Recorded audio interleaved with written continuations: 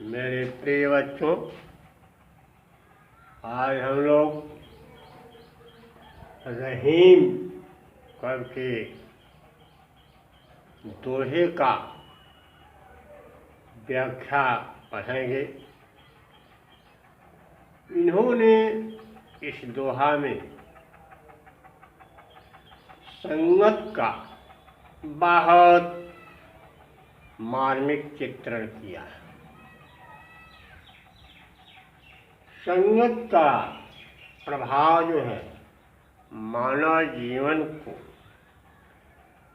एक अच्छे मंजिल पर ले जाता है, जिससे उनकी जीवन की कर्तव्य का क्षेत्र बहुत ही स्पष्ट प्रशस्त हो जाता है।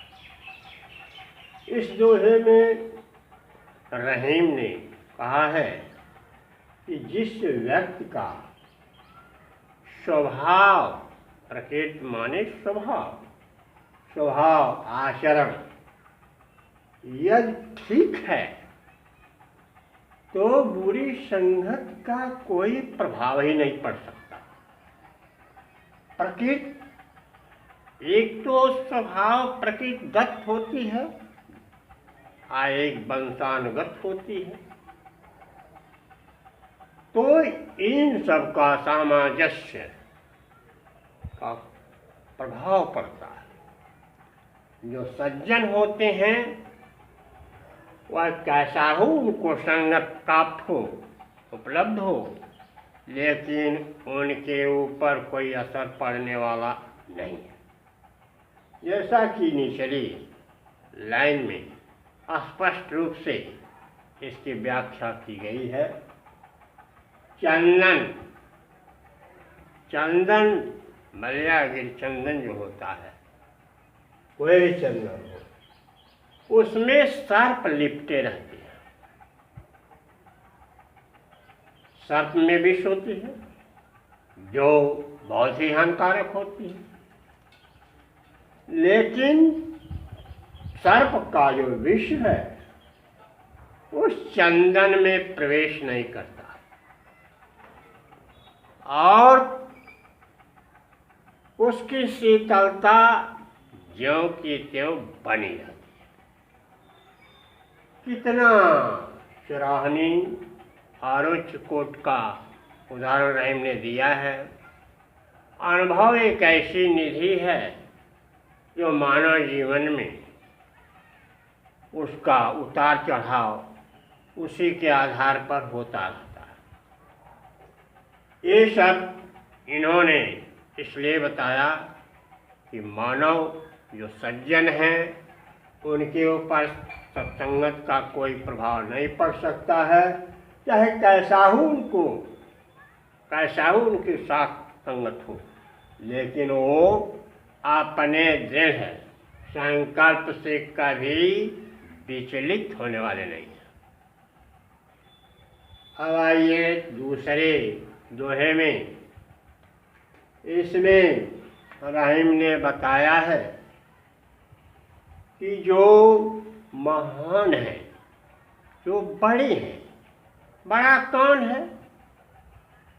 जिसका विचार समरसता का भाव रखता हो, समन्वय का भाव रखता है, वो बड़ा है। जो किसी प्राणी मात्र से देश साध नहीं करता, न चिंतन करता, सब कल्याण की भावना सोचता है, वो महान है। तो टूटे सुजन मनाइए।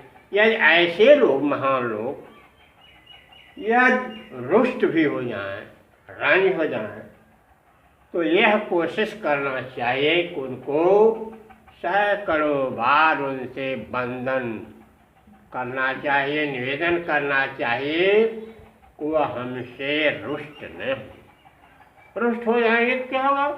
परिणाम भयंकर, हमारी मनोकामना अधूरी रह जाएगी। हमारा जो आचरण है वह अच्छा नहीं हो पाएगा। यह सज्जन के साथ होगा तब तो मेरा आचरण बहुत ही उच्च कोटि का होगा, लेकिन ऐसा प्रयत्न करना चाहिए मानव को अपने जीवन में, क्योंकि जीवन क्षणभंगुर है। ये अल्प जीवन में महान लोगों का संगत करना चाहिए, उन्हें कभी रुष्ट नहीं होना देना चाहिए। यदि दया योग से रुष्ट हो जाते हैं तो उन्हें बार बार मनाने की चेष्टा करना चाहिए, यत्न करना चाहिए।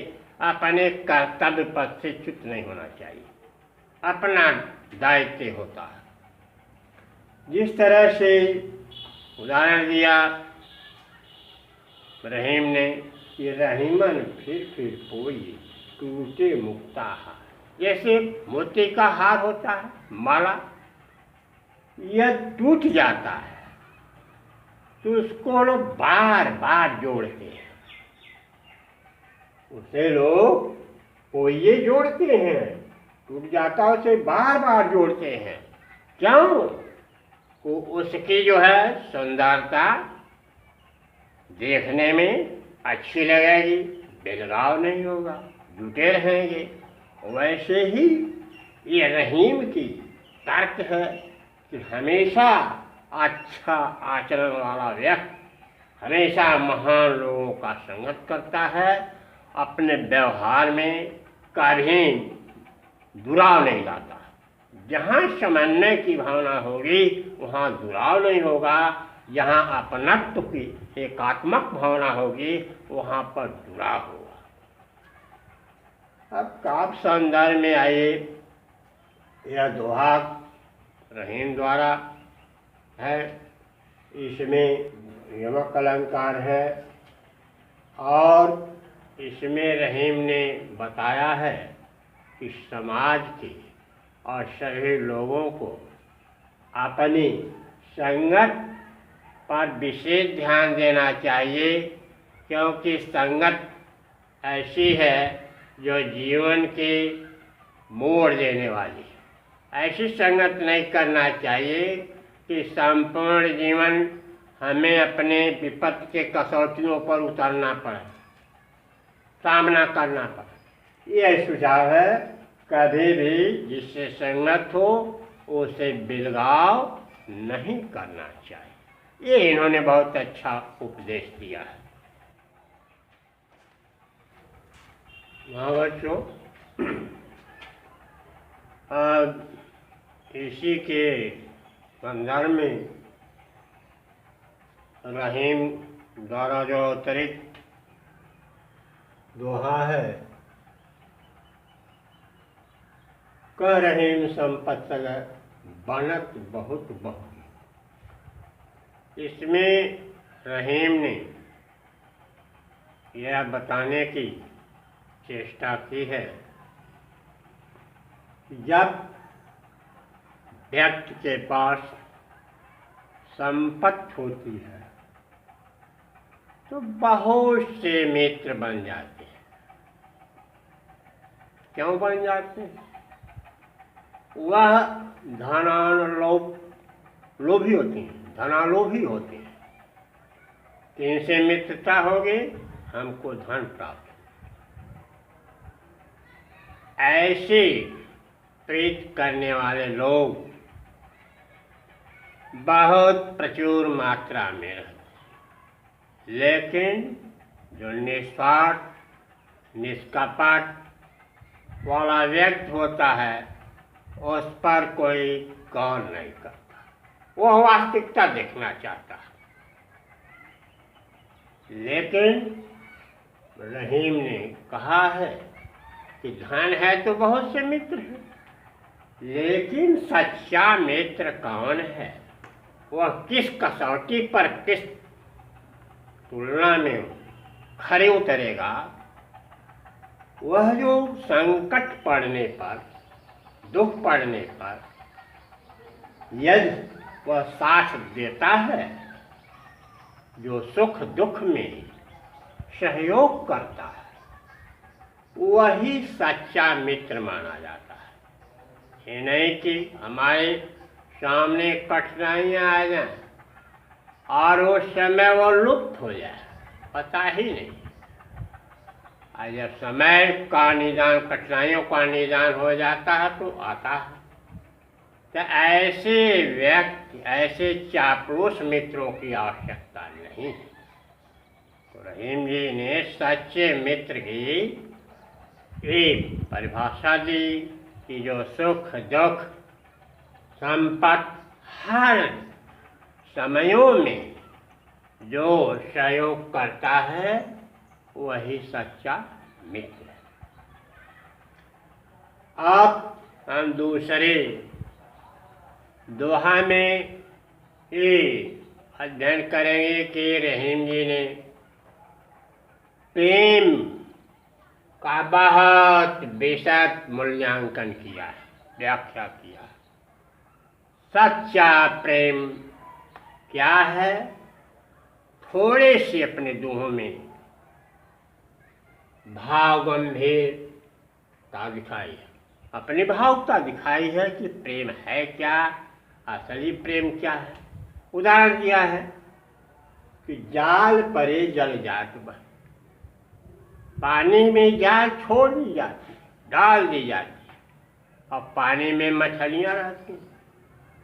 तो मछलियों का प्रेम तो जल से है, लेकिन दया योग से जब विपत्ति आती है तो जीव कहीं रहता है वो पकड़ लिया जाता है।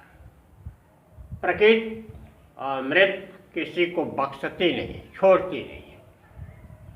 ये कौन जानता है मैं कब जाऊंगा, लेकिन मछलियों का चिंतन उतना गंभीर नहीं है, लेकिन जीवन पालने का चिंतन है और जल में रहती हैं। दयायोग से जाल में फंस गई, पानी में जाल पड़ गई, फंस गई, और पानी तो निकल गया, जिससे प्रेम था वो साथ छोड़ दिया। जब साथ छोड़ दिया तब वो अकेला रह गया।